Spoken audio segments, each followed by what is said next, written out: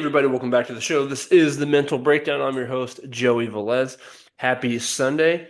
Happy daylight savings time. Hopefully, your day didn't start off too bad with the time being pushed to the right an hour, but alas, here we are.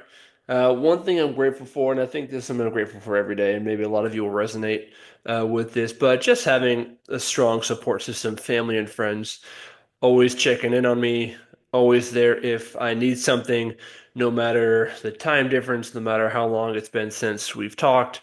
It's nice having those people in your corner, knowing that you can go to them at any sort of time, whether you need something or whether you just want to chat. So I think it's good to have that strong support system.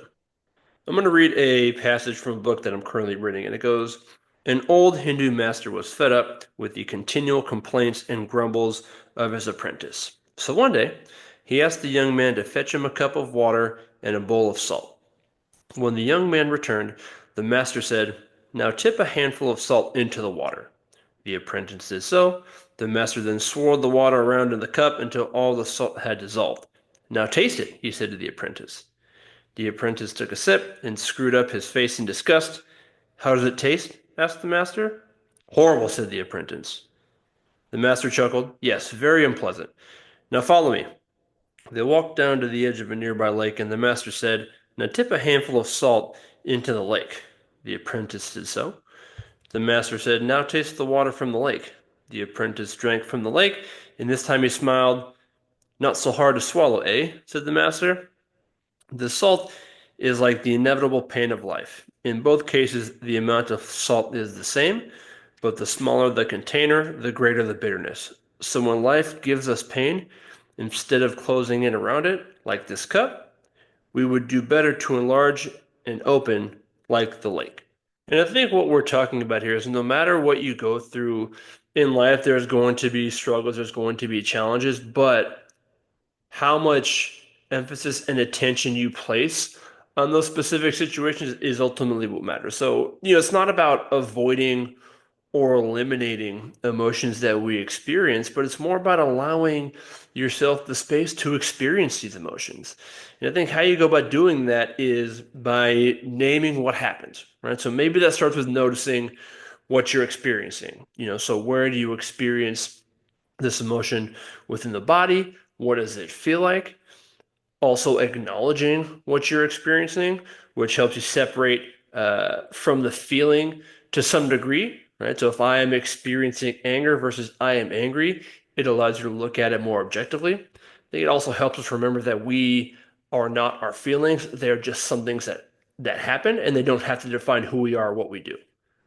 Next part is, I think, making space. And you can do this through a couple of things. I think the foundational piece is through your breath. Taking 1, 2, 3, 4, 5 deep breaths, however many that is, but just really honing in on each individual inhale, each individual exhale. What that does is now anchors you to the present and away from any sort of judgment we are creating towards these emotions we're experiencing.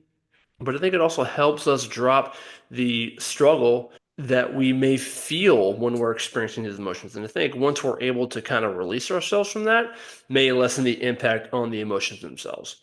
But I think lastly, it's about expanding your awareness. So now that we have made space for this new emotion, this allows us to re-engage with the world around us. So maybe that helps me think a little bit more clearly. Maybe it helps enhance my relationships. Maybe that helps me be better at making decisions. All in all, when we're experiencing emotions, allowing the space for them to happen. Because emotions are a natural part of life. They're going to happen. However, they don't need to take over each and every action you do, each and every behavior you exhibit. Want to treat them like passing clouds in the sky. They're going to happen. Just allow them to happen and then move on to the next thing.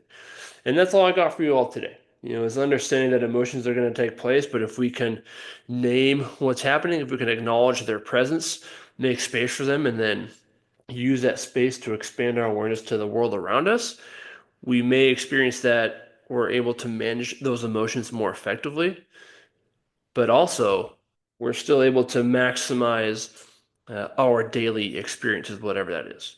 All right, y'all. Hope you had a good weekend. I hope you have a nice solid reset for today, getting ready for the upcoming week. And don't forget, Today is always a great day to make an impact on somebody. All right, y'all. Have a good one. We'll talk soon.